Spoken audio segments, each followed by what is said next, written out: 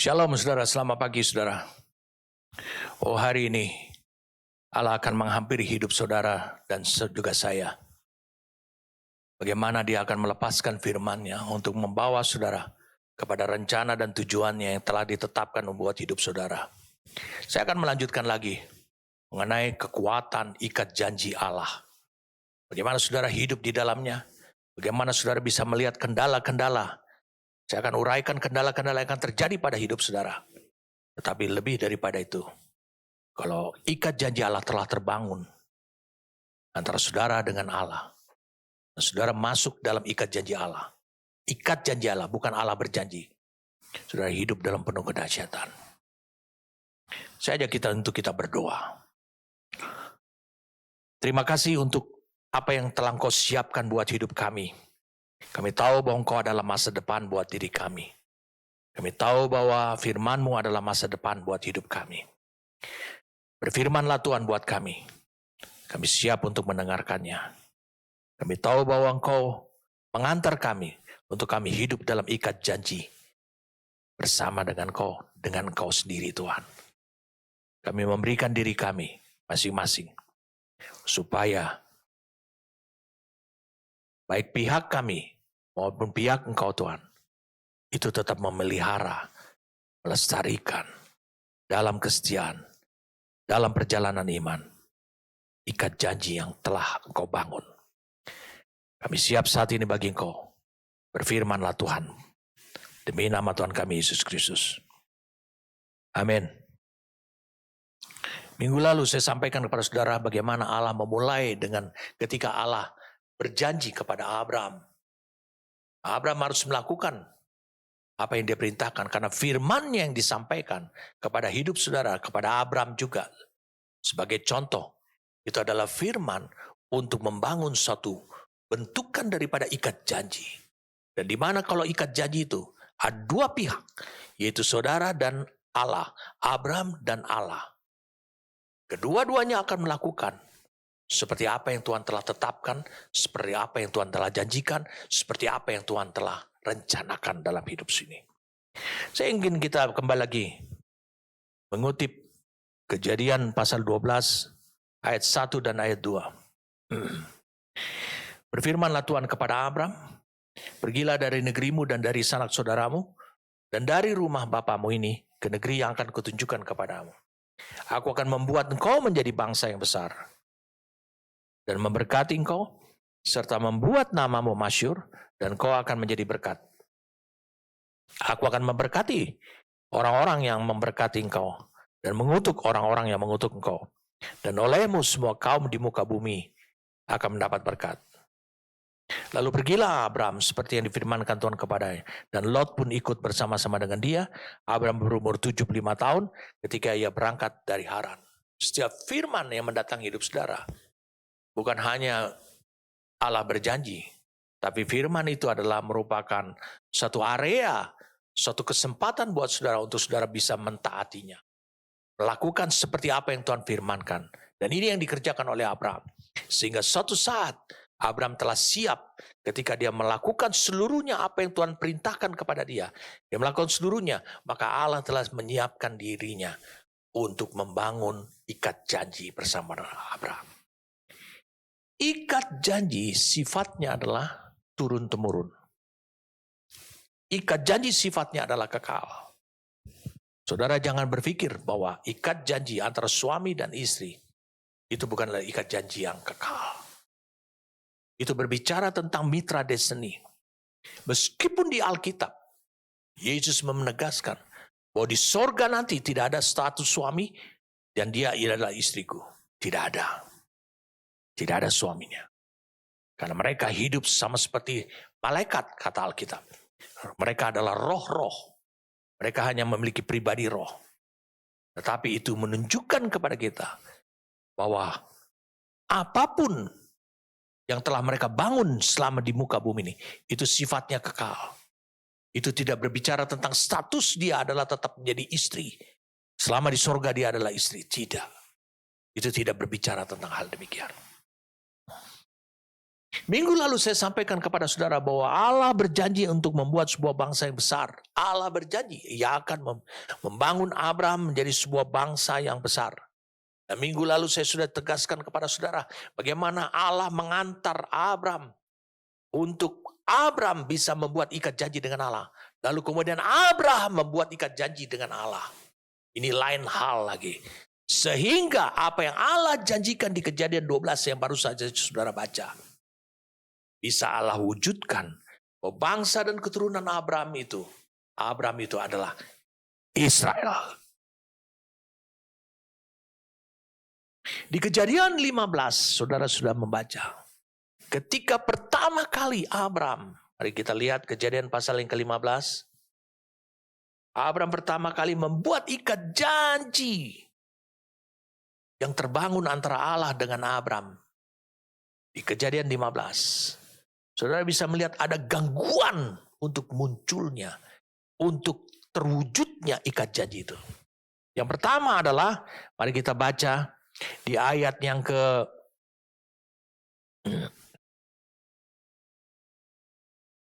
11. Ketika burung-burung buas, itu yang pertama, hingga pada daging binatang maka Abraham mengusirnya. Burung buas ini berbicara tentang iblis, roh-roh jahat. Musuh akan berupaya untuk menggagalkan supaya ikat janji itu batal. Yang kedua, menjelang matahari terbenam di ayat 12-nya. Tertidurlah Abraham dengan yang lalu turunlah meliputinya gelap gulita yang mengerikan.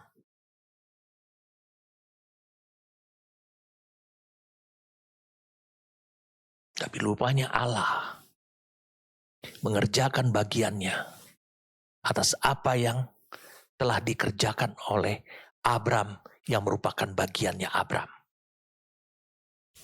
Kemudian menjelang pagi di ayat yang ke-17, ketika matahari telah terbenam dan hari menjadi gelap, maka kelihatanlah perapian yang berasap beserta suluh yang berapi lewat di antara potongan-potongan daging itu. Mulai ada yang menghalau kegelapan itu. Saudara bisa lihat the power of covenant. Saudara bisa lihat, mengetahui kekuatan daripada ikat janji Allah yang dibangun antara hidup saudara dengan Allah.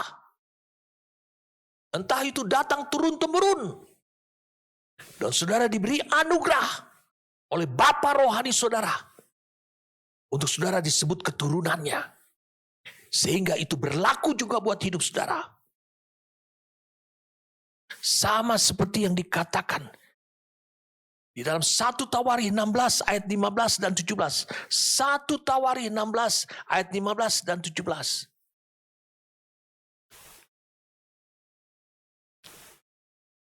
Satu Tawarikh 16 ayat 15 dan 17. Ia ingat untuk selama-lamanya akan perjanjiannya, akan firman yang diperintahkannya kepada 1000 angkatan, yang diikatnya dengan Abraham, dan akan sumpahnya kepada Ishak, dan diadakannya bagi Yakub menjadi ketetapan, bagi Israel sebuah bangsa menjadi perjanjian yang kekal. Apa yang diucapkan oleh Allah di Mazmur 105 ayat 8 sampai ayat 11. Mazmur 105. Mazmur 105. Ia ingat untuk selama-lamanya akan perjanjiannya atau akan ikat janjinya. Firman yang diperintahkannya kepada 1000 angkatan, yang diikatnya dengan Abraham, dan akan sumpahnya kepada Ishak. Diadakannya hal itu menjadi ketetapan bagi Yakub, ketetapan. Menjadi perjanjian kekal atau ikat janji bagi Israel. Mungkin saudara termasuk yang disebut adalah sesudah keturunan Yakub. Israel, gerejanya. Tidak peduli.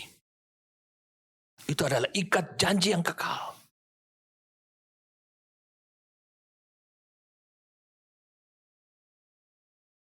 Hari ini kita akan mulai melihat gangguan-gangguan yang akan terjadi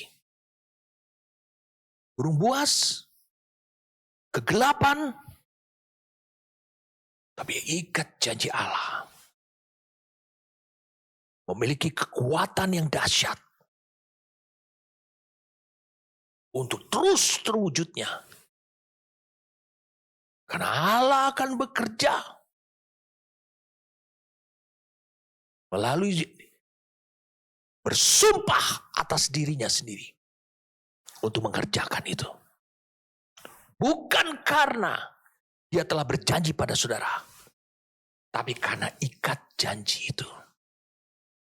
Ikat janji adalah suatu gambaran. Ikat janji adalah suatu tanda. Ikat janji adalah suatu petunjuk untuk menunjuk bahwa saudara sepakat. Saudara teguh berdiri. Merupakan konfirmasi bagi saudara atas rencana, kehendak, dan tujuan Allah yang telah ditetapkannya. Saudara mau hidup di dalam itu. Itu sebabnya dibuat ikat janji. Saya sudah sampaikan pada saudaraku bahwa bangsa yang dimaksud oleh Allah adalah Israel. Tapi lihat, Abraham dalam tertidurnya di Kejadian 15, dia melihat burung-burung di udara, dia mengusirnya. Lalu kemudian dia melihat kegelapan. Lalu Allah mengusir kegelapan itu dengan membuat perapian yang menyala. Karena itu adalah tanda ikat janji. Dari ikat janji ada satu kekuatan untuk mengusir kegelapan, untuk menjauhkan kegelapan, sehingga saudara selalu hidup di dalam zona bebas si jahat.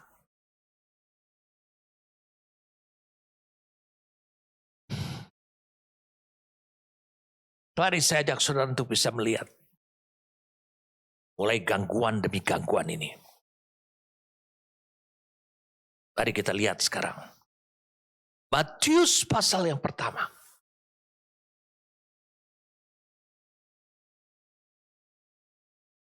Inilah silsilah Yesus Kristus, anak Daud, anak Abraham. Abraham memperanakan Ishak. Ishak memperanakan Yakub. Yakub memperanakan Yehuda. Dan saudara-saudara, bukankah ikat janji termasuk di situ? Yehuda memperanakan Peres dan Zerah dan Tamar. Dari Tamar, Peres memperanakan Hezron. Hezron memperanakan Ram. Ram memperanakan Abinadab. Memperanakan Nahason. Nahason memperanakan Salmon. Salmon memperanakan Boas dari Rahab. Boas memperanakan Obed dan Rut. Obed memperanakan Isai. Isai memperanakan Raja Daud.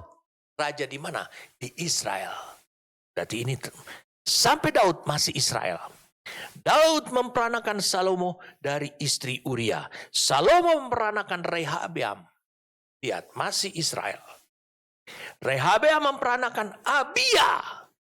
Ingat, sejak Rehabeam, Israel terpecah.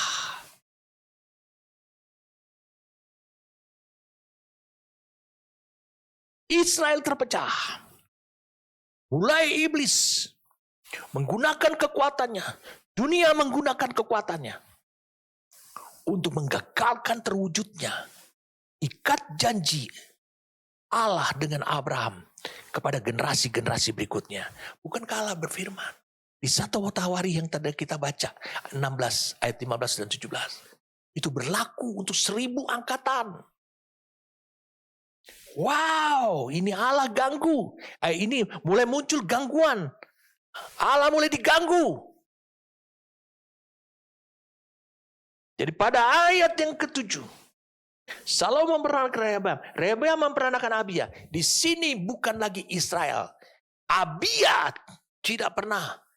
Abia memperanakan Asa. Asa tidak pernah menjadi raja atas Israel. Tapi dia menjadi raja atas Yehuda.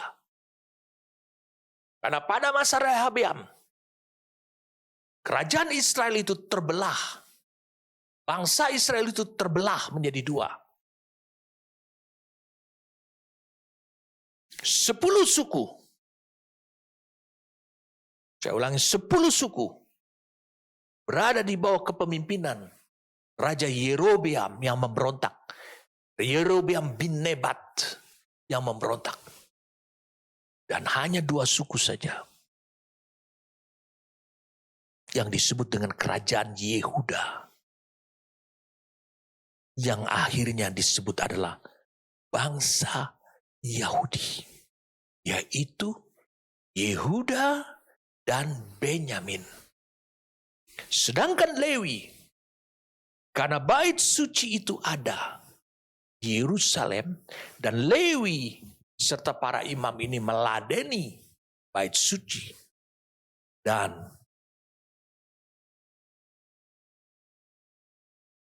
melayani di sana, maka orang Lewi ini tersebar lebih banyak pada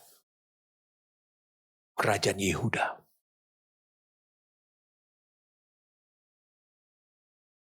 Saya mau saudara membuka mata saudara.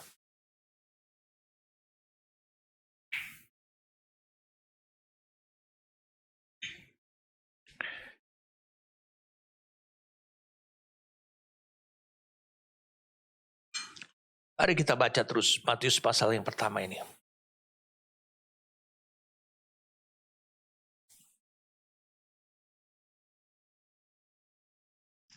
Kita baca ayat yang ke-8. Asa memperanakan Yosafat.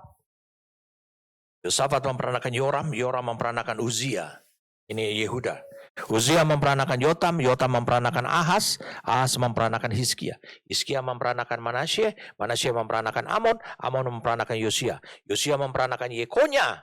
Dan saudara-saudaranya pada waktu pembuangan ke Babel. Pada masa Raja Yehuda adalah Yekonya. Itu mereka semua tawan dibuang ke Babel. Sesudah pembuangan ke Babel, Yekonya memperanakan Seltil.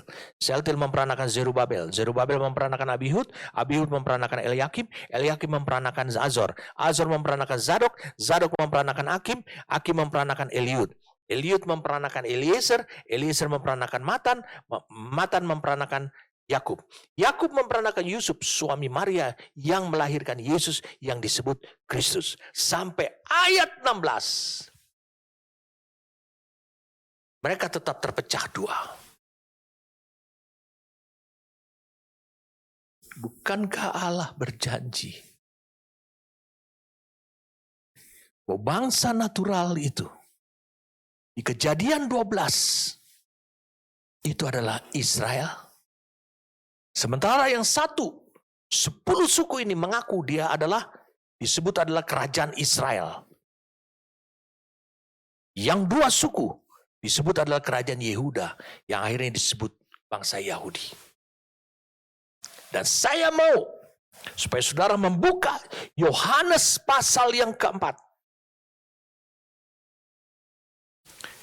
Yohanes pasal yang keempat. Waktu Yesus masuk ke Samaria, bertemu dengan seorang perempuan di Sikar, di sumur. Dan Yesus berbicara lebih dulu, berikan aku air. Lalu wanita itu berkata, masakan kau seorang Yahudi? Yesus dikenal sebagai seorang Yahudi. Minta minum kepadaku seorang Samaria. Yesus dikenal sebagai orang Yahudi. Saya mau beritahu pada saudaraku, apa yang dikatakan firman Tuhan. Apa yang diketahui oleh banyak orang. Yesus ini orang Yahudi atau bukan? Mari kita lihat Matius pasal yang pertama, Matius pasal yang kedua. Matius pasal yang kedua. Ayat yang pertama, sesudah Yesus dilahirkan di Bethlehem di tanah Yudea pada zaman Raja Herodes, datanglah orang-orang Majus dari timur ke Yerusalem dan bertanya-tanya, di manakah dia raja orang Yahudi yang baru dilahirkan itu? Dia bilang raja orang Yahudi. Yesus itu orang Yahudi yang baru dilahirkan, berarti dia merupakan bagian daripada yang sudah terpecah. Bukankah Allah dengan tegas menjelaskan ikat janjinya Abraham, engkau akan menjadi sebuah bangsa besar. Dan bangsa yang dimaksud yang akan menjadi berkat itu adalah Israel. Sekarang mana yang Israel, yang original? Yahudi kah? Atau Israel yang disebut sekarang, yang banyak orang Samarianya?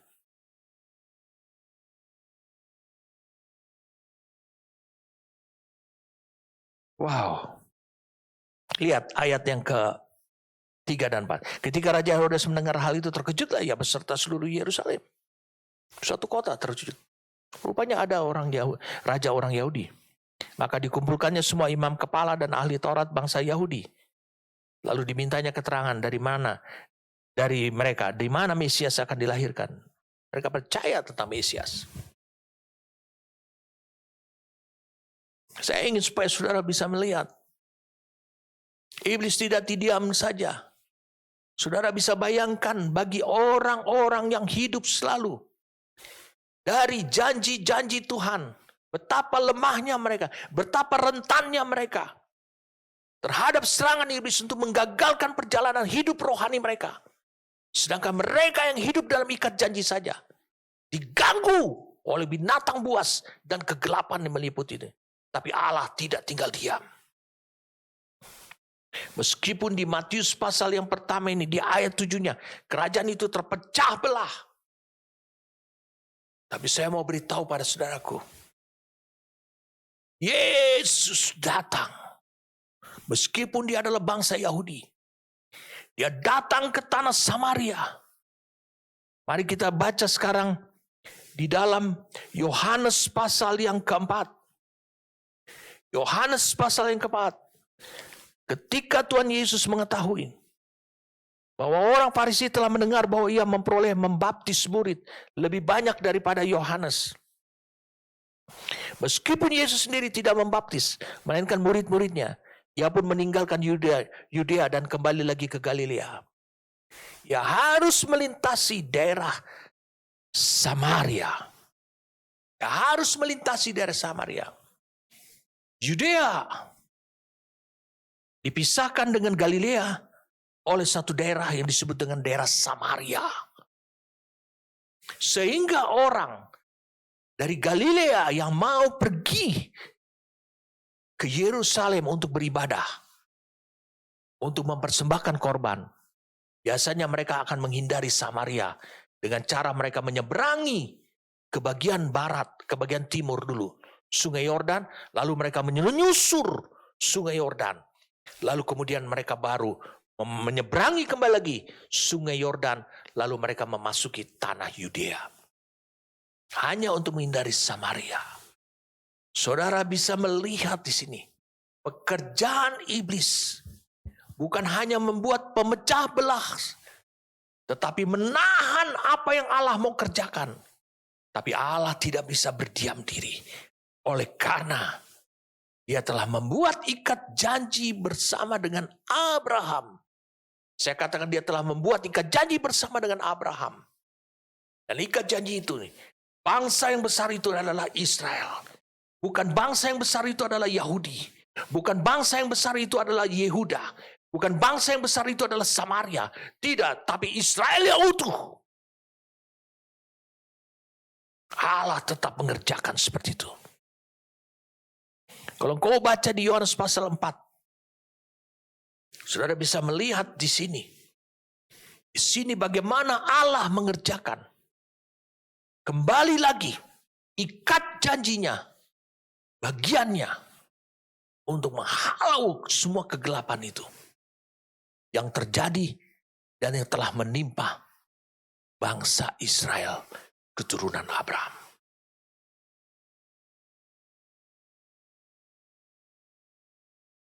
Saya ingin supaya saudara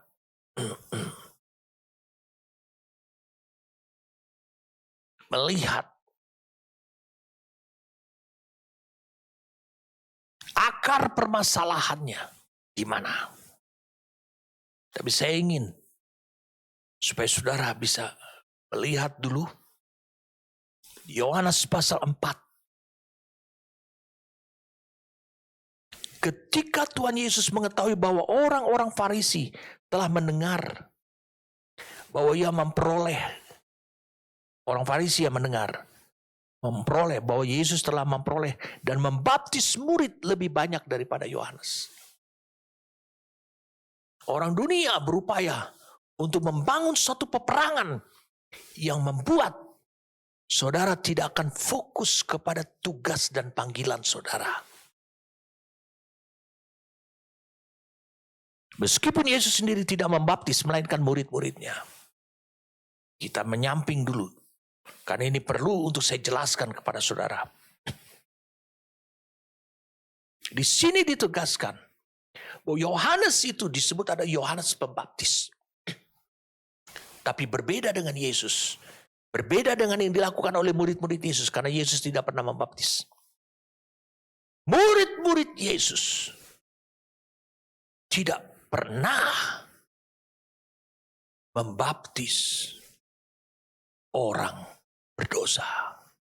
Hanya Yohanes Pembaptis. Membaptis sebagai tanda pertobatan. Tapi murid-murid Yesus membaptis dan lebih banyak membaptis adalah sebenarnya hasil daripada Yohanes Pembaptis. Mengapa? Karena Alkitab menulis bahwa murid-murid membaptis murid lebih banyak. Lihat di ayat yang pertama. Di sini digunakan kata murid matetes. Matetes itu adalah G3101. Itu adalah arti kata adalah murid. Gak ada lagi yang lain. Bukan orang yang berdosa. Bukan orang yang bertobat. Tapi murid. Mengapa murid-murid membaptis? Para murid Yesus adalah untuk supaya orang tersebut memberikan konfirmasi untuk menghidupi ajaran yang diajarkan oleh Kristus saja. Itu artinya. Karena arti kata dibaptis adalah dibaptis engkau dalam pengajaran-pengajarannya. Apa yang diajarkan, kau hidupkan. Ada banyak orang, dia hanya sampai dibaptis sebagai tanda pertobatan. Tapi dia tidak pernah dibaptis dari kehidupan Bapa rohaninya. Ini yang terjadi. Wah, ini luar biasa, saudara. Saya ingin supaya saudara bisa lihat. Sebelum nanti kita mulai menjelaskan Yohanes pasal yang keempat tentang minggu depan, saya akan jelaskan kepada saudara, tapi saya akan bawa saudara melalang buana untuk bisa melihat kata yang dikatakan di ayat yang keempat. Ia harus melintasi daerah Samaria. Yesus tidak mau seperti itu. Yesus menghindari peperangan yang disebut adalah persaingan. Yang dibangkitkan dan itu bukan peperangan. Untuk membuat dia distraksi, dia tidak fokus kepada tugas dan panggilannya. Lihat dia apa yang terjadi. Yesus tahu dia datang untuk meneguhkan ikat janji Allah yang telah dilakukan kepada Abraham. Mengembalikan itu kembali. Sehingga orang tidak bingung. Siapa yang disebut Israel? Bangsa yang besar itu. Saya ingin supaya saudara melihat dulu kepada beberapa statement saya. Beberapa statement saya. Perhatikan baik-baik. Kita sedang membahas tentang ikat janji. Dan yang Yesus kerjakan. Dia diutus oleh Allah. Utus seperti menjadi api untuk menghalau kegelapan. Yang mengganggu ikat janji itu terwujud. Setelah Yakub, Matius pasal yang keempat adalah Israel. Padahal Yakub memiliki 12 anak. Tetapi kemudian, saudara bisa lihat ini, sesuatu terjadi di dalam perjalanan hidupnya Yakub. Dalam perjalanan hidup Yakub, sesuatu terjadi. Bukankah yang seharusnya menerima kesulungan adalah Ruben? Bukankah yang seharusnya menerima kesulungan adalah Ruben? Tapi saudara, apa yang terjadi dengan Ruben? Apa yang terjadi dengan kehidupannya Ruben? Kesulungan Ruben dipindahkan, hak kesulungannya maksud saya, dipindahkan kepada Yusuf. Saya ingin saudara membacanya di dalam 1 Tawarikh 5 ayat 1. Anak-anak Ruben, anak sulung Israel, dia anak sulung. Saudara bisa menjadi anak sulung. Ismail juga anak sulung bagi Abraham. Dialah anak sulung, tetapi karena ia telah melanggar kesucian petiduran ayahnya, saudara bisa lihat. Upaya iblis seperti binatang buas, seperti burung-burung buas. Ganggu ikat janji yang berasal dari Allah. Maka hak kesulungannya, dia bilang hak kesulungan diberikan kepada keturunan dari Yusuf, anak Israel juga. Sekalipun tidak tercatat dalam silsilah sebagai anak sulung. Tapi dia memperoleh hak kesulungan. Sekarang saya ajak engkau untuk bisa melihat sekarang. Kejadian pasal 48.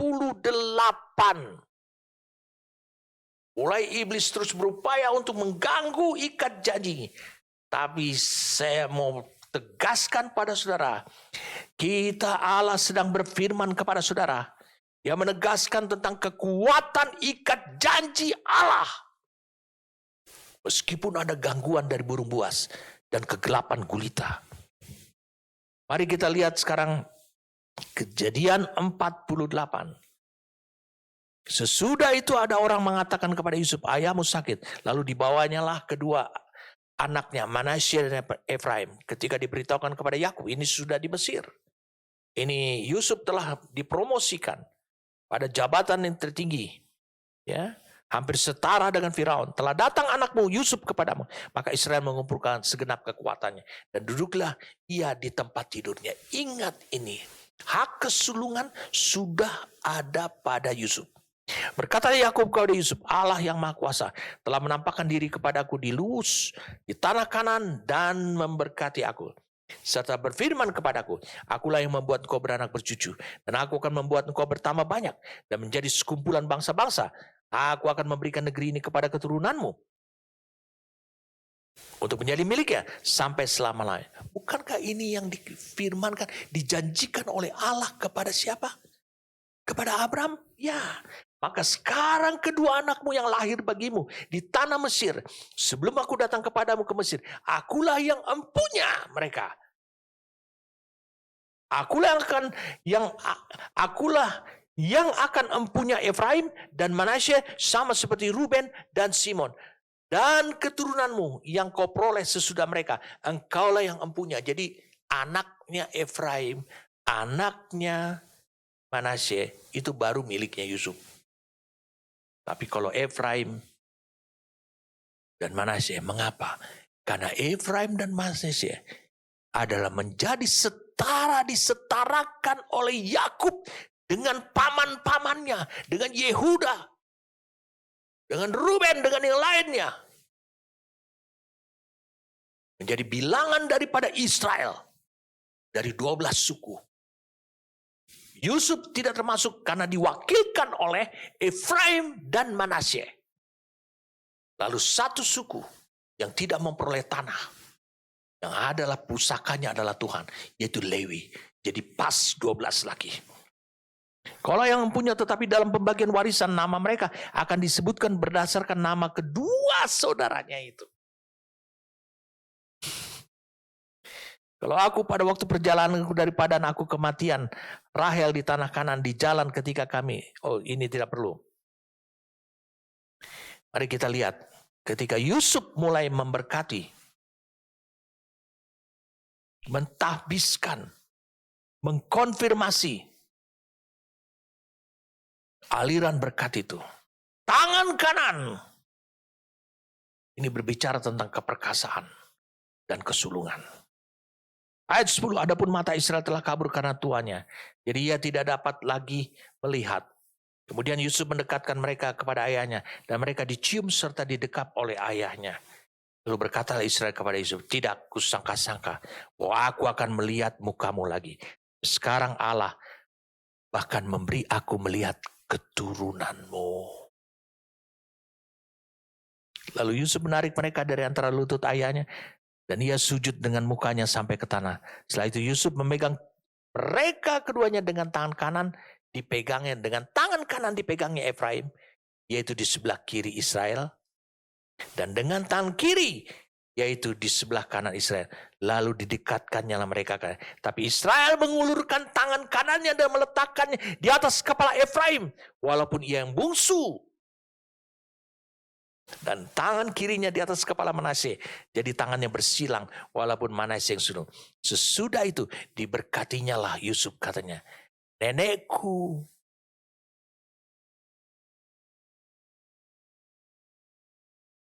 Dikatakan my fathers, bapak-bapakku. Dan ayahku Abraham dan Ishak telah hidup di hadapan Allah. Allah itu sebagai Allah yang telah menjadi gembalaku selama hidupku sampai sekarang. Dan sebagai malaikat yang telah melepaskan aku dari segala bahaya. Dialah kiranya yang memberkati orang-orang muda ini. Sehingga namaku serta nama nenek dan bapakku Abraham dan Ishak termasyhur oleh karena mereka. Dan sehingga mereka bertambah-tambah menjadi jumlah yang besar di bumi. Ketika Yusuf melihat bahwa ayahnya meletakkan tangan kanannya di atas kepala Efraim, padahal dia bungsu. Hal itu dipandangnya tidak baik, lalu dipegangnya tangan ke ayahnya untuk memindahkannya dari atas kepala Efraim ke atas kepala Manasye. Katanya kepada ayahnya, janganlah demikian ayahku, sebab inilah yang sulung. Letakkanlah tangan kananmu di atas kepala. Tetapi ayahnya menolak, katanya, aku tahu. Anakku, aku tahu Yusuf, aku tahu. Ia juga akan menjadi suatu buah bangsa, maksudnya Manasye. Dan ia juga akan menjadi besar kuasanya. Walaupun begitu, adiknya akan lebih besar kuasanya daripadanya. Dan keturunan adiknya ini akan menjadi sejumlah besar bangsa-bangsa. Yakub bisa melihat jauh ke depan bahwa hak kesulungan yang ada pada Yusuf akan diteruskan melalui Efraim si bungsu. Peristiwa seperti ini, saya ulangin, peristiwa seperti ini telah terjadi beberapa kali. Arpaksad bukan yang sulung, tapi dia menjadi yang sulung. Menjadi garis keturunan buat Abraham dari Sem, anak Nuh.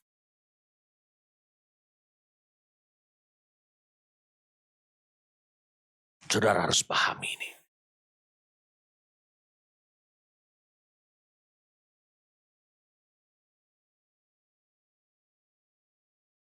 Lalu diberkatinya mereka pada waktu itu. Katanya, dengan menyebutkan namamu lah, orang Israel akan memberkati demikian. Allah kiranya membuat engkau seperti Efraim dan seperti Manasye. Demikianlah didahulukannya Efraim daripada Manasye. Perhatikan baik-baik. Kemudian berkatalah Israel kepada Yusuf, tidak lama lagi aku akan mati.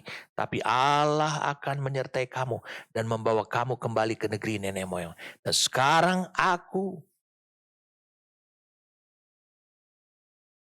ayat 22. Dan sekarang aku, ini yang diwariskan secara natural lahiriah kepada Yusuf. Dan sekarang aku memberikan kepadamu sebagai kelebihanmu daripada saudara-saudaramu. Meskipun kau anak nomor 11 dan 12. Suatu punggung gunung yang kurebut dengan pedang. Dan panahku dari tangan orang Amori.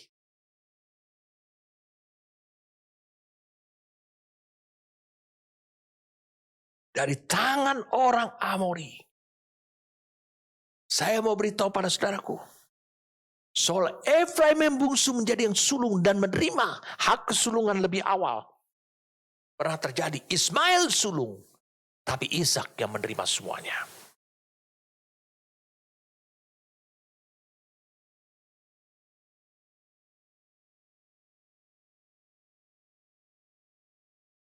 Saya ingin saudara melihat. Yeremia 31 ayat 9, tinggalkan dulu Kejadian 48 ayat 22. Yeremia 31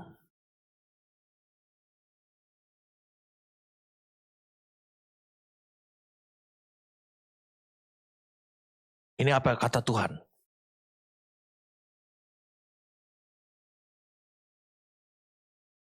Dengan menangis, mereka akan datang. Dengan hiburan, aku akan membawa mereka. Aku akan memimpin mereka ke sungai-sungai di jalan yang rata, di mana mereka tidak akan tersandung. Sebab kata Tuhan, aku telah menjadi bapa Israel. Oke. Efraim adalah anak sulungku. Aku menjadi bapa Israel, tapi Efraim adalah anak sulungku. Saya ingin mengingatkan saudara, dosa yang dilakukan oleh Ruben mengakibatkan hak kesulungan itu berpindah kepada Yusuf. Dan itu adalah kewenangan daripada Bapa rohani. Dan hak kesulungan itu berlari akhirnya kepada anak bungsunya Yusuf, yaitu Efraim. Tapi hari ini saya akan bawa saudara kepada suatu keanehan dan merupakan teka-teki yang cukup lama yang tidak pernah bisa banyak orang untuk memahami dan mengertinya. Bukankah kita telah membaca tadi Kejadian 48? Bukankah Allah bukankah Yakub telah menunjukkan di ayat 22 dari Kejadian 48, dia telah menunjukkan bahwa dia telah memberikan suatu legitimasi kelebihan kepada Yusuf, yaitu suatu punggung gunung yang kerubut dengan pedang dan panahku dari tangan orang Amori. Dia berikan itu. Dan saudara tahu nanti bahwa itu tanah yang direbut oleh Yakub dengan pedangnya dari tangan orang Amori. Dan itu diberikan kepada yang beroleh hak kesulungan dalam hal ini adalah Yusuf.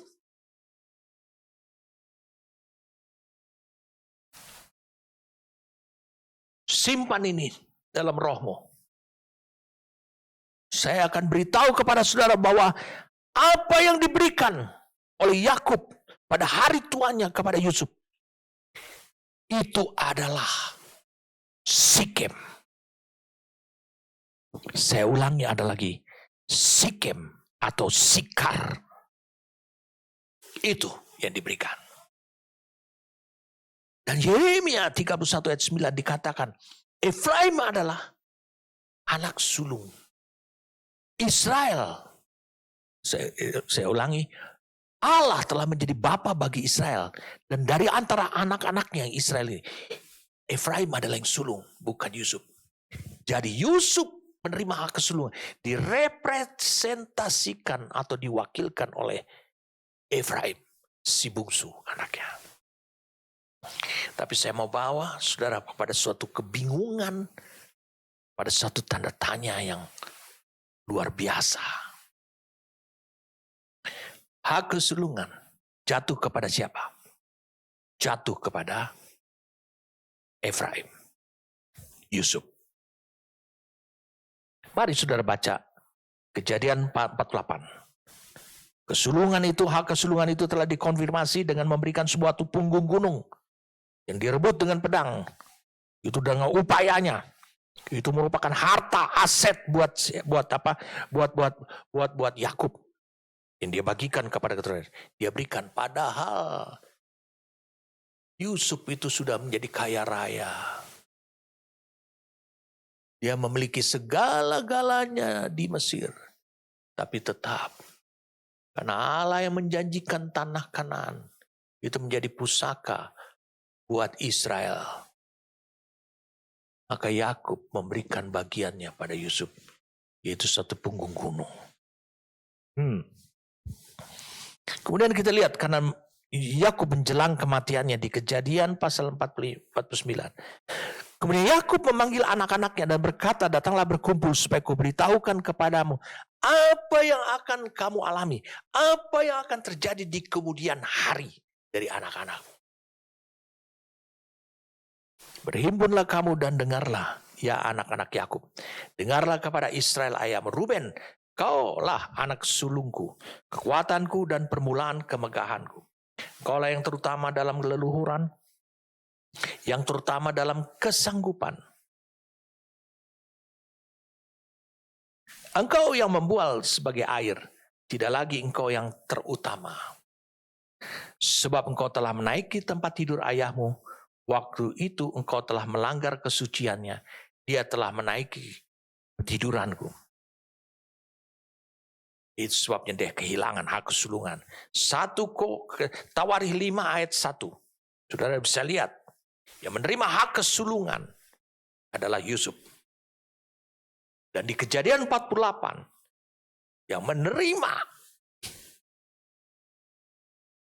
yang merepresentasikan hak kesulungannya, ataupun kesulungan yang jatuh kepada Yusuf sekarang, adalah Efraim. Saya mau saudara membaca dan sekarang di ayat 10 tentang Yehuda. Bukankah pertanyaan awalnya kita, ini ikat janji Allah, yaitu antara Allah dengan Abraham. Dengan Abraham. Sebuah bangsa besar yang kita sudah temukan. Bahwa bangsa yang dimaksudkan oleh Allah adalah Israel. Tapi Israel pada generasi, pada ayat yang ke-7 dari Matius 1. Pada masa Rehabeam terpecah dua. Sehingga satu disebut adalah kerajaan Israel, satu disebut Yehuda, akhirnya menjadi bangsa Yahudi, dan satu adalah disebut adalah bangsa Samaria, orang Samaria. Ini dua hal yang terus-menerus terjadi, dan Yesus dikenal sebagai orang Yahudi. Kita harus tahu dulu kronologisnya, sejarahnya, bagaimana iblis berupaya untuk mengoyak-ngoyak, untuk menggagalkan ikat janji. Bukankah saya sudah sampaikan di Kejadian 15? Dia bagaikan burung buas, dia bagaikan gelap gulita, tapi terang Allah ada di dalam ikat janji yang dikorbankan itu. Mari kita lihat sekarang. Ayat yang ke-8, Yehuda, engkau akan dipuji oleh saudara-saudaramu. Tanganmu akan menekan tengkuk musuhmu. Kepadamu akan sujud anak-anak ayahmu. Yehuda adalah seperti anak singa. Setelah menerkam, engkau naik ke suatu tempat yang tinggi, hai anakku. Yang meniarap dan berbaring seperti singa jantan atau seperti singa betina. Siapakah yang berani membangunkannya seperti singa? Ayat 10 ini yang akhirnya membuat saudara bingung. Hak kesulungan jatuh kepada Yusuf dan akhirnya direpresentasikan kepada Efraim. Tongkat kerajaan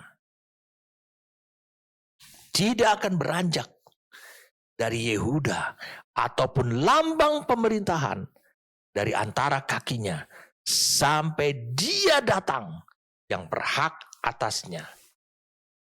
Maka kepadanya akan takluk bangsa-bangsa.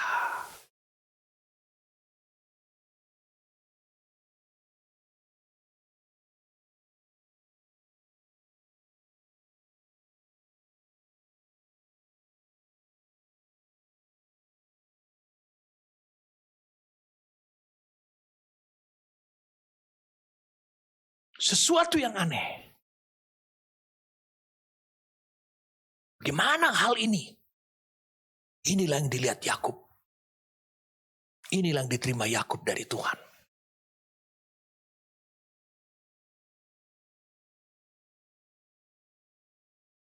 Kita tahu Yusuf adalah anak-anak Yakub, salah satu anak Yakub yang tidak pernah melakukan hal-hal yang jahat dalam hidupnya. Dan Yakub juga sangat mencintai Yusuf.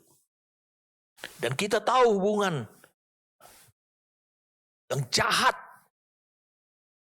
antara Yehuda dengan Tamar. Kita tahu itu. Tapi kalau kita baca di Matius pasal yang pertama, Allah berupaya untuk menggenapkan apa yang diucapkan oleh Yakub. Tongkat kerajaan jatuh pada Yehuda untuk selama-lamanya. Allah memilih jalur Daud untuk melahirkan Mesias. Makanya Yesus disebut adalah anak Daud. Itu disebut adalah kerajaan Israel saat menjadi utuh. Yesus yang orang Yahudi, yang adalah Mesias, itu lahir daripada jalur itu. Sehingga saudara bisa lihat, saudara bisa dikacaukan pemikirannya. Apa yang ditulis di Kejadian 48? Apa yang ditulis di Kejadian 49?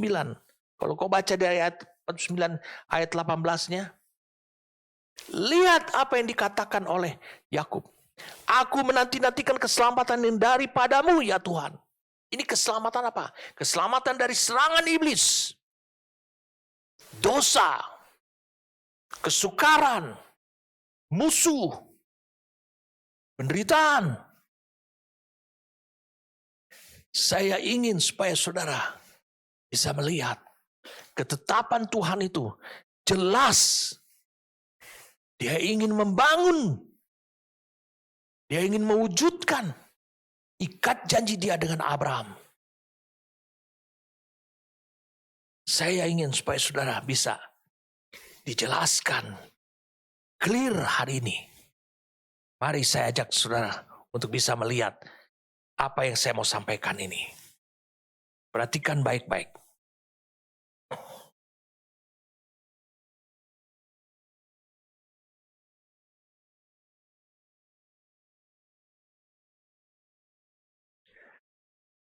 Di 1 Korintus 2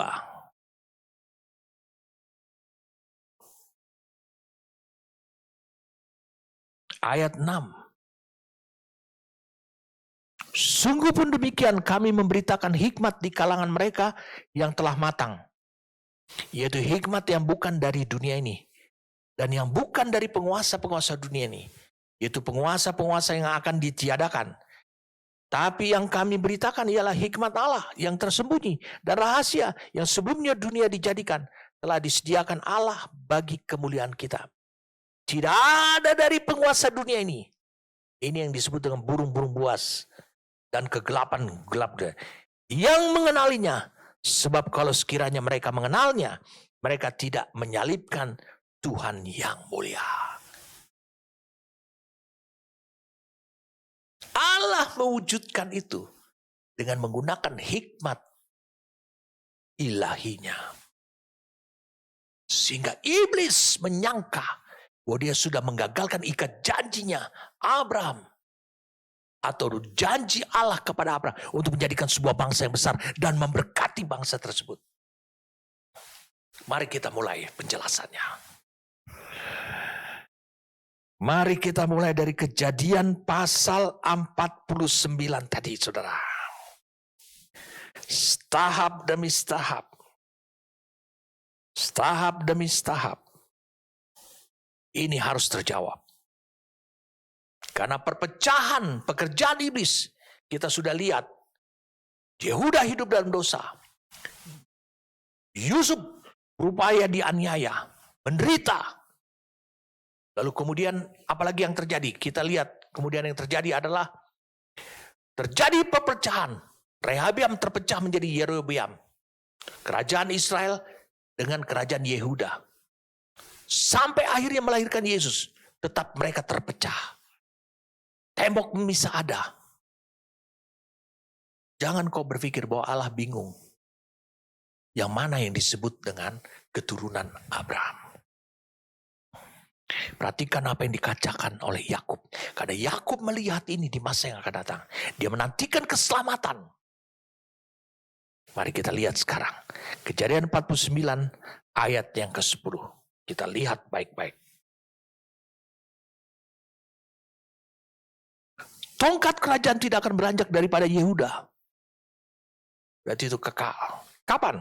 Atau lambang pemerintahan dari antara kakinya. Kapan? Sampai dia datang. Yang berhak atasnya.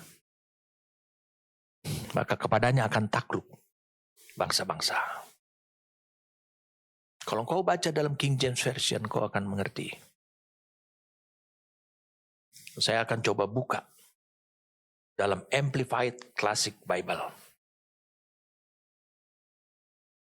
Saya akan buka dalam Amplified Classic Bible.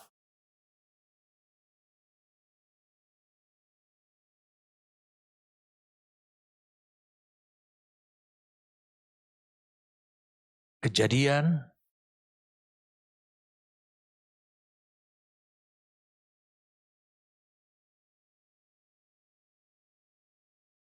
pasal yang ke-49.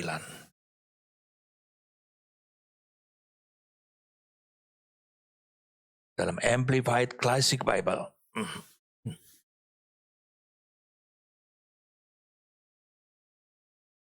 Ayat yang ke-10.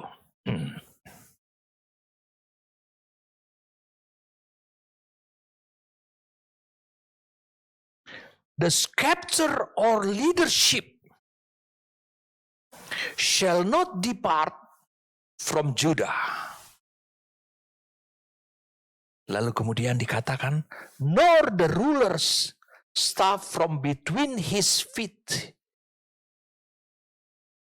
Until, lihat baik-baik, Shiloh, the Messiah, the peaceful one, comes to whom it belongs, and to him shall be the obedience.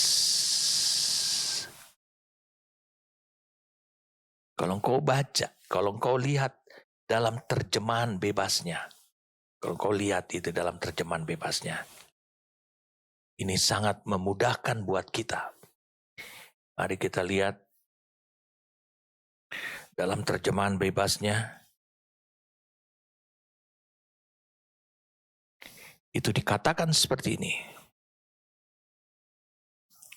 Tongkat kerajaan atau kepemimpinan ini sudah mencakup yang disebut dengan kesulungan atau yang sulung. Bukan kesulungan lagi, bukan hak kesulungan, tapi sulung. Tidak akan beranjak dari Yehuda atau tongkat kekuasaan dari antara kakinya sampai Shiloh. Siapa Shiloh ini? Atau sejak Shiloh, Mesias,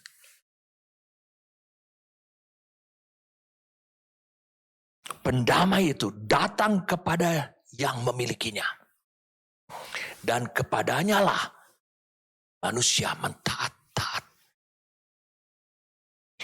Digunakan kata Shiloh di sini, itu digunakan kata H7886, tapi dalam bahasa Indonesianya Tidak disebutkan Shiloh. Sampai dia datang yang berhak atasnya. Tapi di sini menunjuk kepada Mesias.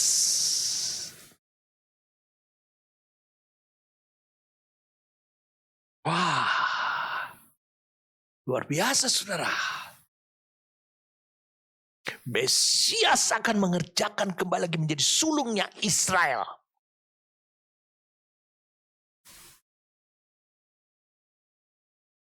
Tidak ada Samaria, tidak ada kerajaan Israel, tidak ada kerajaan Yehuda. Meskipun waktu dia lahir dan dia mulai melayani di bumi ini, dia dikenal sebagai orang Yahudi atau berasal dari Yehuda. Tapi saudara bisa melihat bagaimana Yesus menghancurkan semua pekerjaan-pekerjaan iblis.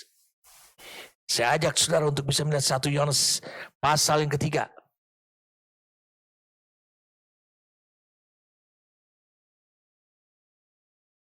Ayat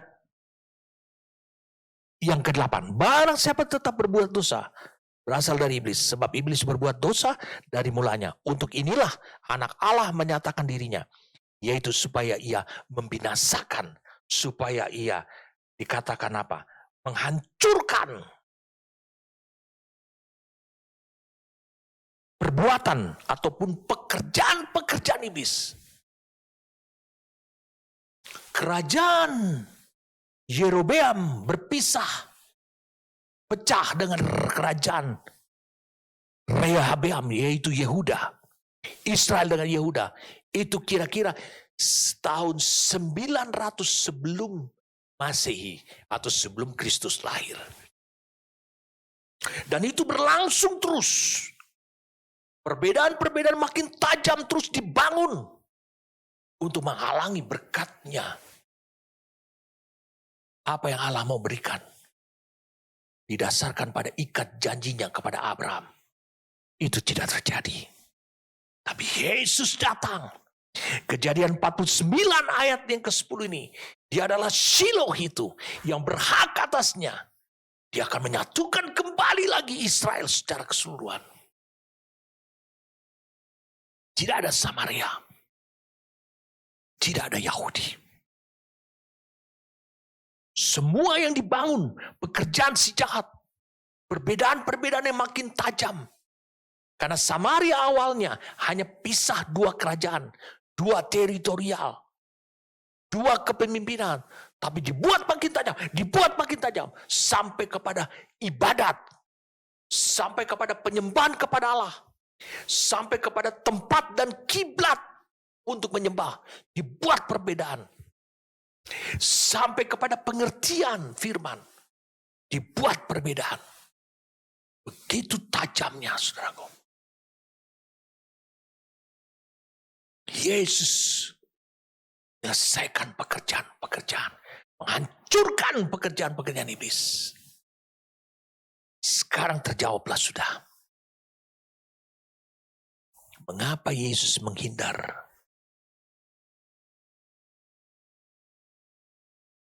Dari opini orang Farisi di Yohanes pasal 4. Dan lihat ayatnya. Dari ayat 1 sampai ayat 4. Lihat di tayangan perlahan-lahan. Dia menghindar dari konflik.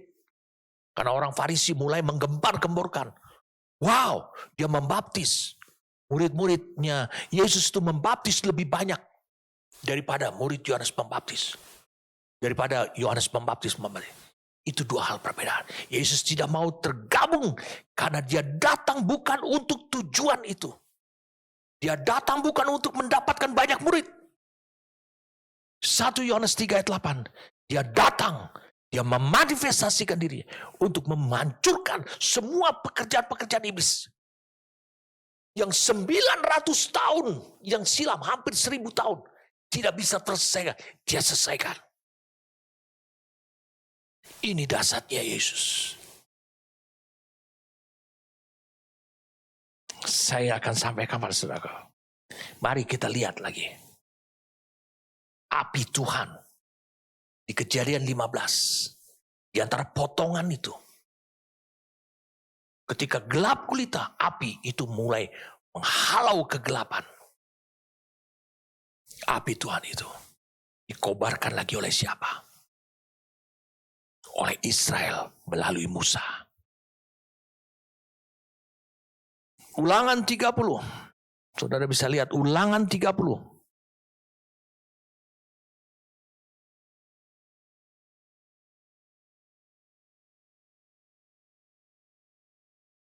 Ayat 15.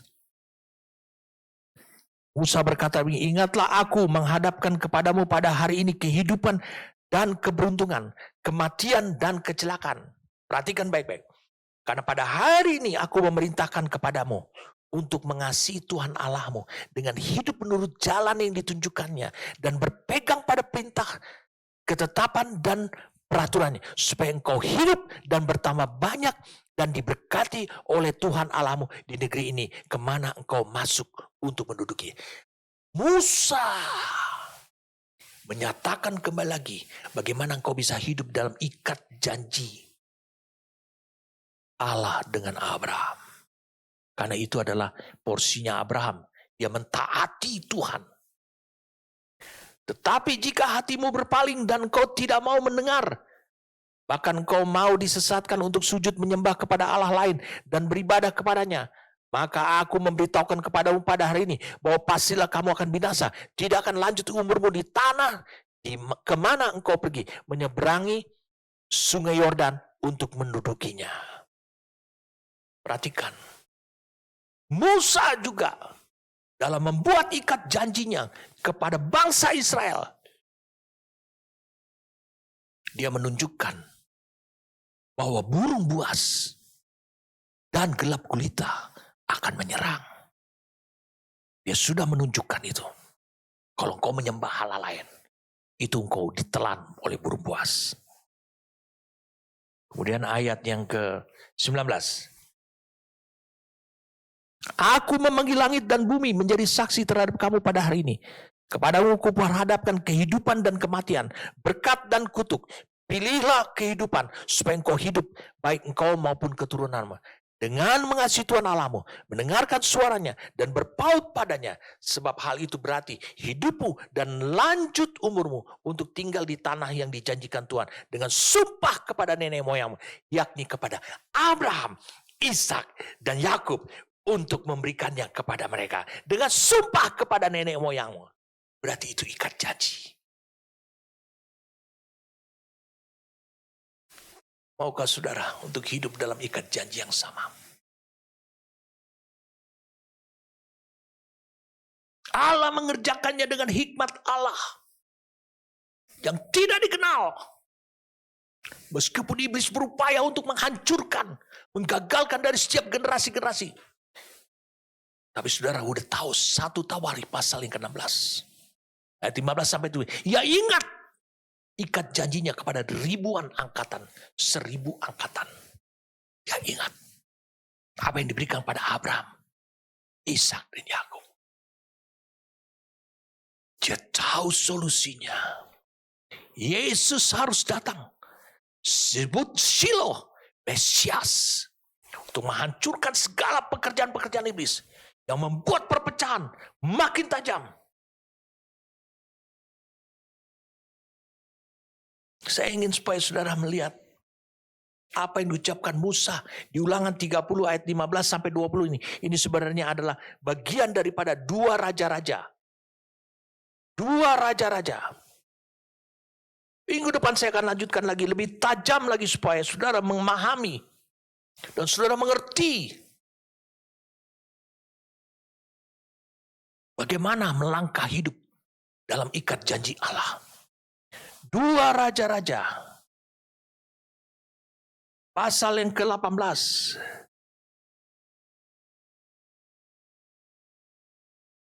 Saya pikir kita baca ayat yang ke-12 saja.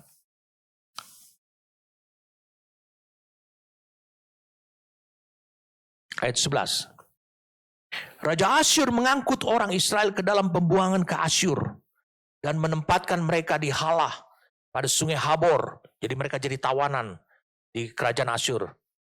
di daerah Asyur, yakni sungai negeri Gozan dan di kota-kota orang Madai.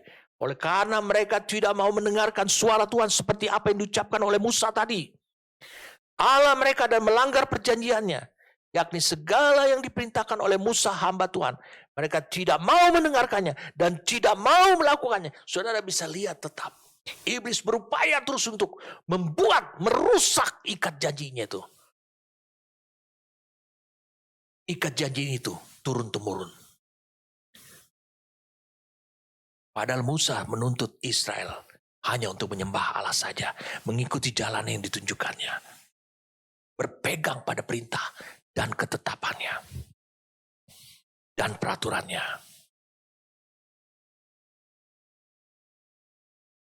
Peristiwa 2 Raja-Raja 18 ini terjadi pada tahun 930 sampai tahun 722.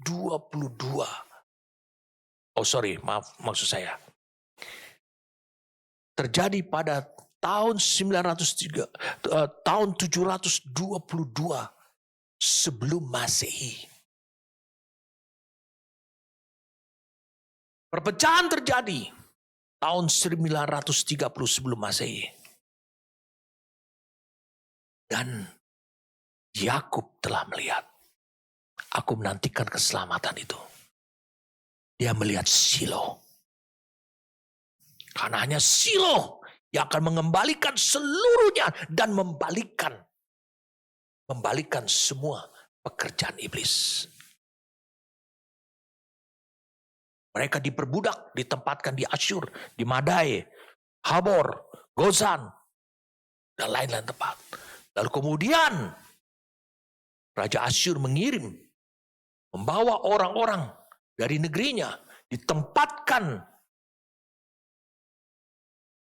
di Israel. Dan mereka kawin-mengawin.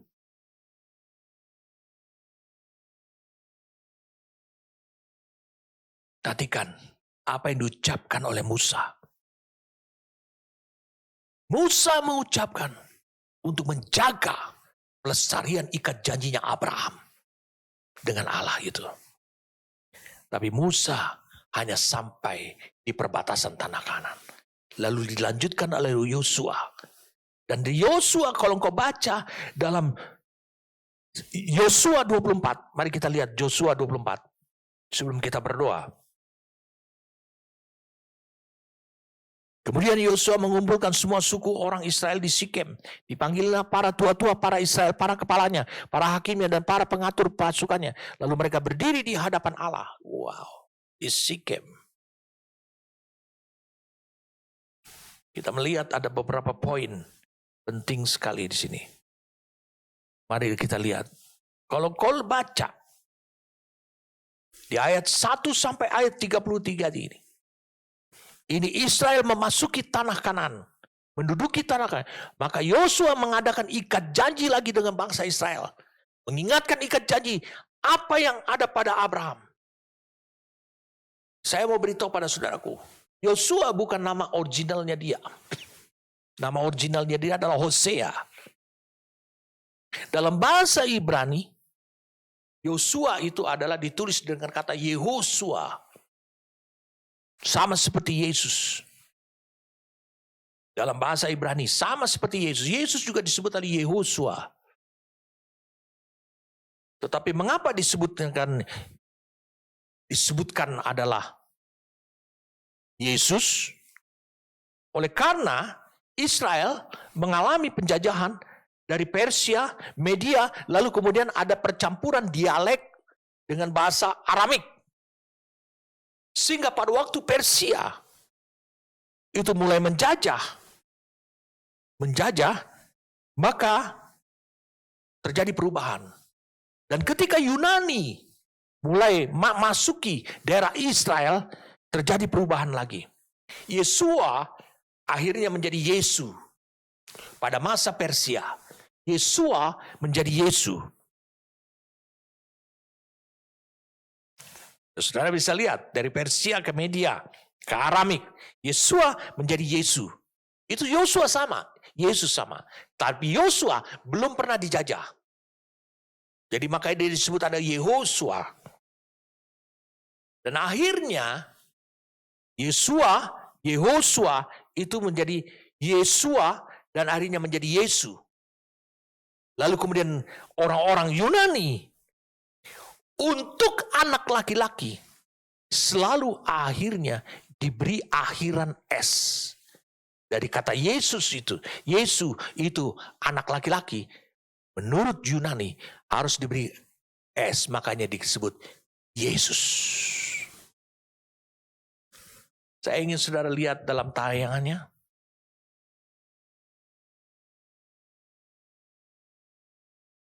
Dari Alkitab Matius 1 ayat 1. Matius 1 ayat 1. Di sini saya kutip dalam satu Alkitab yang disebut dengan Orthodox Jewish Bible, OJB, Orthodox Jewish Bible.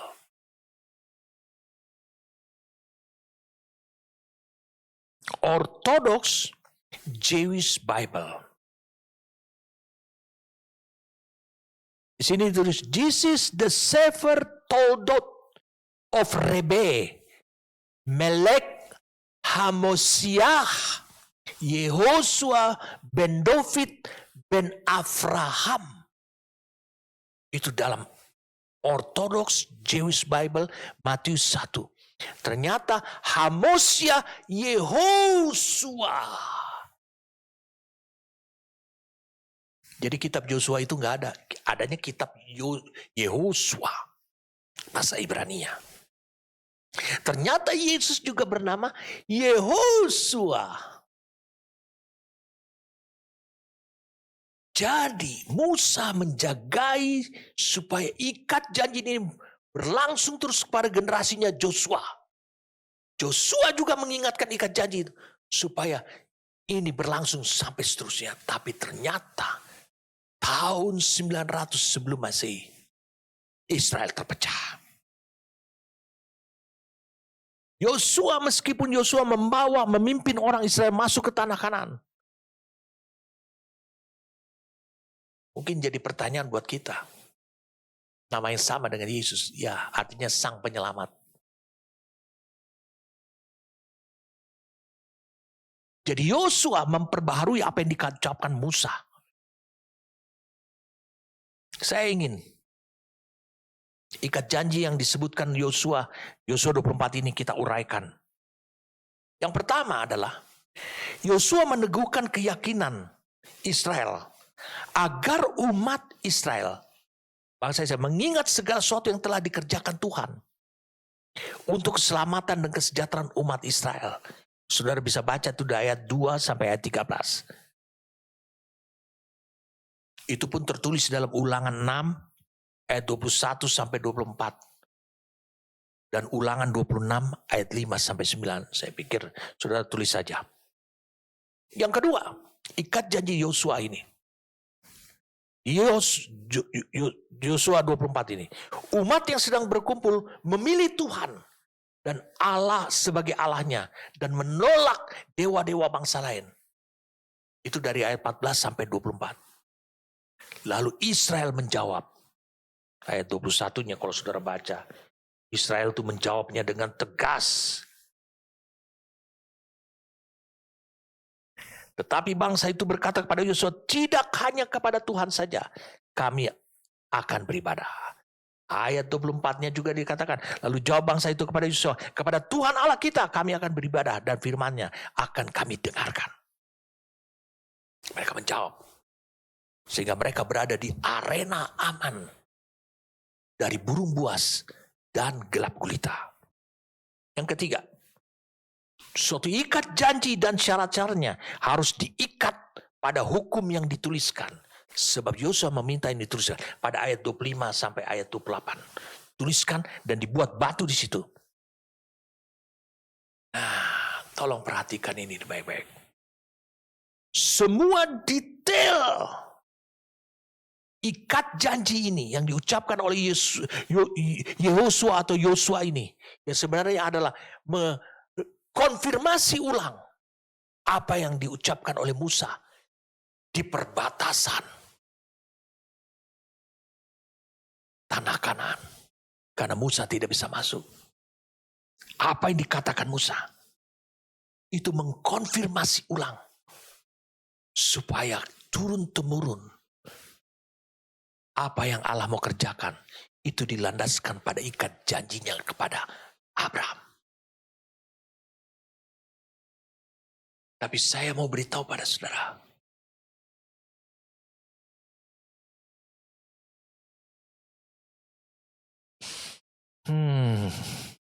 Saya mau beritahu pada saudara.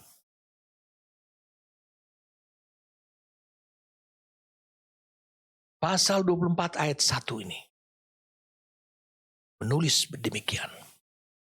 Kemudian Yosua mengumpulkan semua suku orang Israel di Sikem. Dipanggilnya lah para tua-tua orang Israel pada kepalanya. Dan para hakimnya. Dan para pengatur pasukannya. Lalu mereka berdiri di hadapan Allah. Di mana mereka berkumpul? Membuat Sikem. Yang menjadi Sikar. Sekarang baca Yohanes pasal yang keempat. Ayat 5, maka sampailah Yesus sebuah kota di Samaria yang bernama Sikar dekat tanah yang diberikan Yakub dahulu kepada anaknya Yusuf. Kepada anaknya Yusuf. Betulkah ini diberikan adalah Sikar adalah tanah milik Yusuf? Mari kita lihat sekarang Kejadian pasal 48 ayat 22. Dan sekarang aku memberikan kepadamu sebagai kelebihanmu daripada saudara-saudaramu suatu punggung gunung yang kurubut dengan pedang dan panahku dari tangan orang Amori. Lihat apa yang dikatakan Yohanes 4 ayat 5. Tidak pernah engkau temukan di Alkitab bahasa Indonesia bahwa itu adalah Sikem, Sikar. Kalau engkau baca lagi sekarang di Yosua pasal yang ke-24 ini, saya ingin supaya saudara akhirnya menemukan titik terangnya. Yosua pasal yang ke-4 ini, 24 ini. Lihat ayat 32.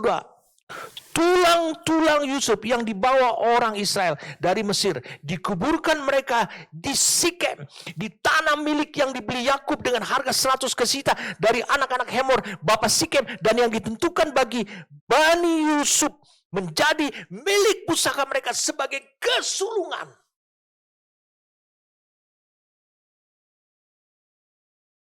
Lalu bagaimana hubungannya dengan Kejadian pasal 48? Bagaimana Kejadian 48? Akuratkah Yakub? Kejadian 48 ayat 22. Mari kita lihat sama-sama.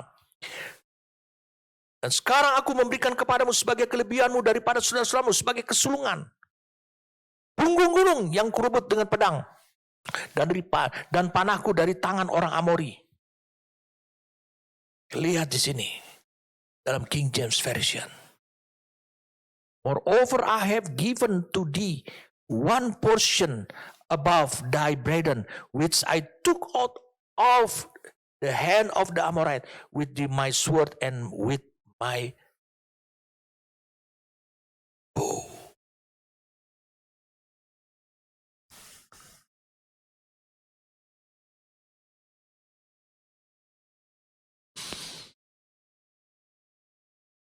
Saudara bingung. Apakah ini Sikem?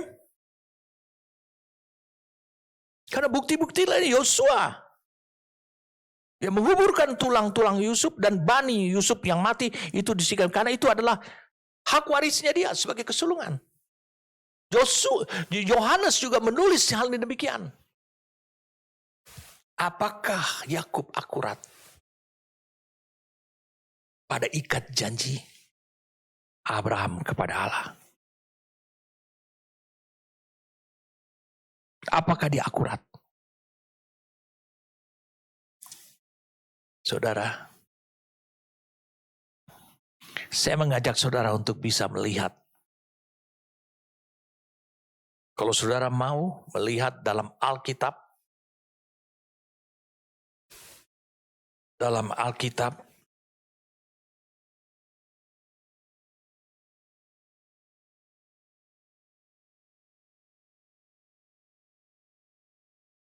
Amplified Classic Bible juga bisa.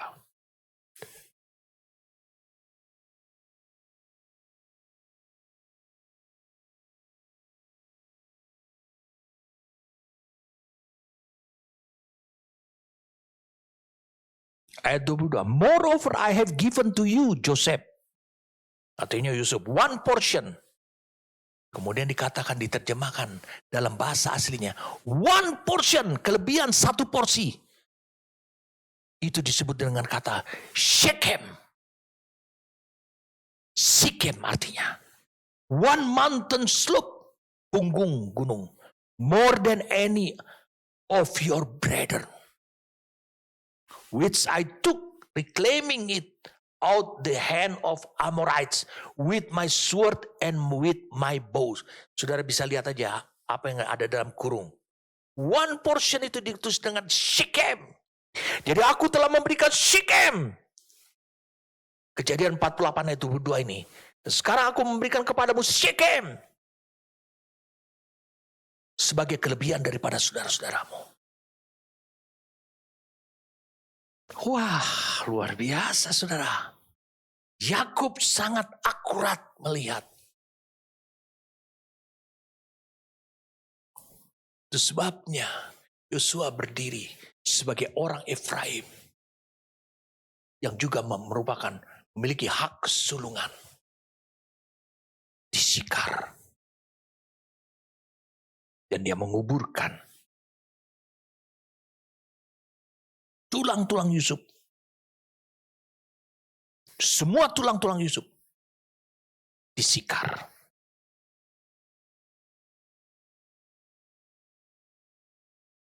Sekarang mulai terbuka mata saudara.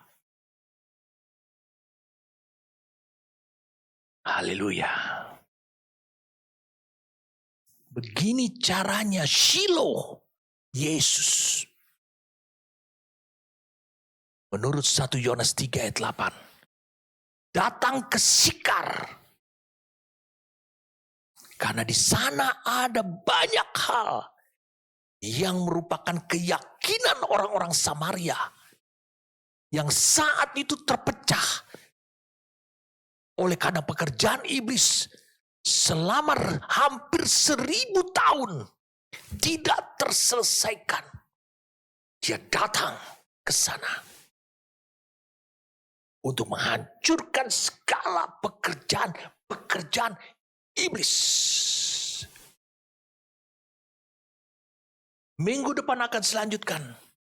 Tapi sebelum kita berdoa, saya ingin saudara membuka Yohanes pasal yang keempat ini.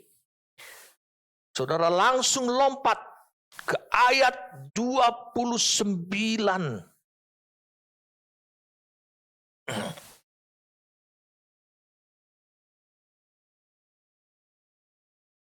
Lihat ayat 29. Mari lihat. Di sana ada seorang yang mengatakan kepadaku segala sesuatu yang telah kuperbuat. Mungkinkah dia Kristus itu, Mesias itu? Orang Samaria percaya. Apa yang dikatakan Yakub itu benar.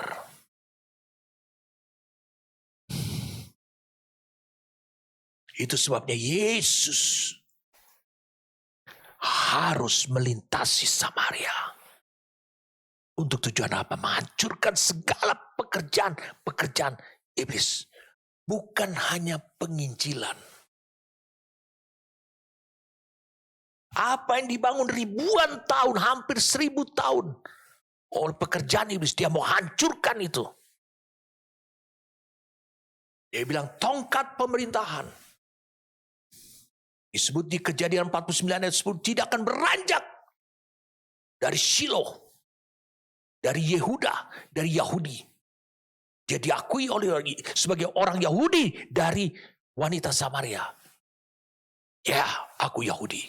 Tapi kau harus ingat, Yakub yang memiliki sumur ini yang kau percayai, yang mewariskan tanah kuburan buat Yusuf di Sikem ini. Kau percaya itu juga? Yakub yang sama pernah menyatakan bahwa sampai Mesias itu datang. Makanya wanita ini dia menantikan Mesias. Orang sekota menantikan Mesias. Karena Mesias itu adalah penyelesaian masalah untuk mengembalikan berkat-berkat apa yang Allah janjikan kepada Abraham. Yang akhirnya diperteguhkan pada ikat janji. Yang sempat diganggu oleh burung-burung buas. Dan diganggu oleh kegelapan gulita. Itu akhirnya bisa dihalau oleh Yesus. Saudara mau tahu Yesus menghalaunya bagaimana? Yesus membawa terangnya bagaimana? Saudara mau tahu? Mari kita baca ayat yang ke-40. Ketika orang-orang Samaria itu sampai kepada Yesus, mereka meminta kepadanya supaya ia tinggal pada mereka di Sikar ini. Dan ia pun tinggal di situ 2 hari lamanya. Wow. Orang Yahudi mulai bergaul. Semua pekerjaan setan, kegelapan di antara mereka diharik keluar. Luar biasa. Power of the covenant. Luar biasa kekuatan ikat janji itu. Allah intervensi dari sorga, mengirim anaknya, putranya, menjadi manusia untuk menyelesaikan masalah itu. Supaya bagaimana menghardik burung buas dan kegelapan itu.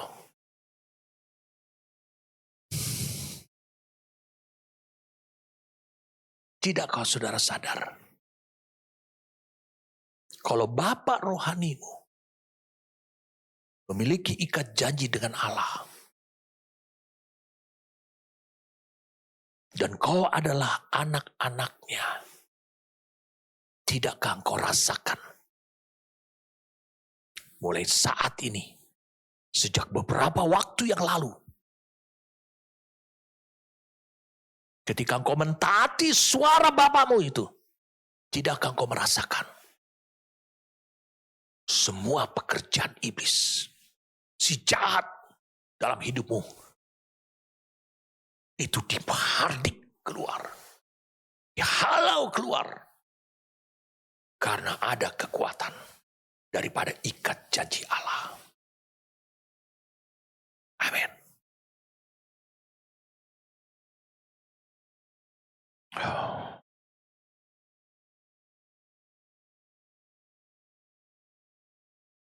Ini adalah saat yang tepat, saudara. Untuk saudara supaya bisa melihat dan menyadari hikmat Allah tak terselami oleh penguasa-penguasa si jahat. Tidak bisa dipahami.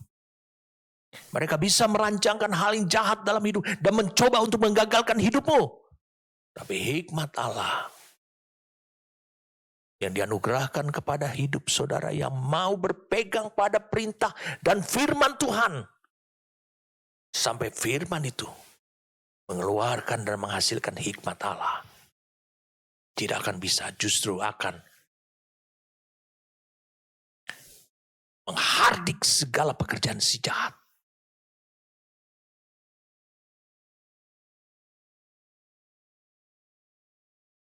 Bapa, hamba berdoa saat ini Tuhan. Buat mereka yang selama ini lemah hatinya. Oleh karena keadaan. Bapa, biarlah mereka terhubung. Kuat. Erat. Kokoh. Teguh. Murni dengan orang-orang yang telah memiliki ikat janji dengan Engkau, Tuhan. Kami tahu bahwa Engkau menyediakan orang-orang yang disebut dengan keturunan Abraham. Kami tahu bahwa Engkau telah menyediakan itu di tengah-tengah kami. Bapa, terima kasih karena Kau menyediakan itu. Terima kasih karena hampir 1000 tahun lamanya, akhirnya Yesus menghancurkan seluruh pekerjaan iblis yang telah dibangun, yang makin berlapis-lapis, yang makin kokoh pekerjaan iblis ini. Bahkan tidak bisa dihancurkan. Tetapi dengan hikmat Allah, semua ini bisa dihancurkan. Terima kasih Tuhan untuk anugerah yang Kau berikan lewat firman-Mu ini. Terima kasih karena Engkau menjelaskannya pada kami, Tuhan. Tidak ada yang sia-sia. Hidup dengan ikat janji. Turun-temurun. Sehingga hidup kami masuk ke dalam penggenapan rencana dan tujuan-Mu, Tuhan. Terima kasih. Kami bersyukur dengan ikat janji juga. Kami bisa memberikan bagian ataupun kuota hidup kami selama kami hidup di dunia ini, Tuhan. Untuk memberikannya, menganugerahkannya, mengimpartasikannya kepada generasi selanjutnya. Terima kasih Tuhan untuk hal ini juga. Yang bersyukur untuk kepercayaan yang Tuhan berikan. Untuk kami memberikan kuota sebagai kontribusi ini kepada generasi selanjutnya, Tuhan. Kami bersyukur padamu Tuhan. Terima kasih demi nama Tuhan kami Yesus Kristus. Amin.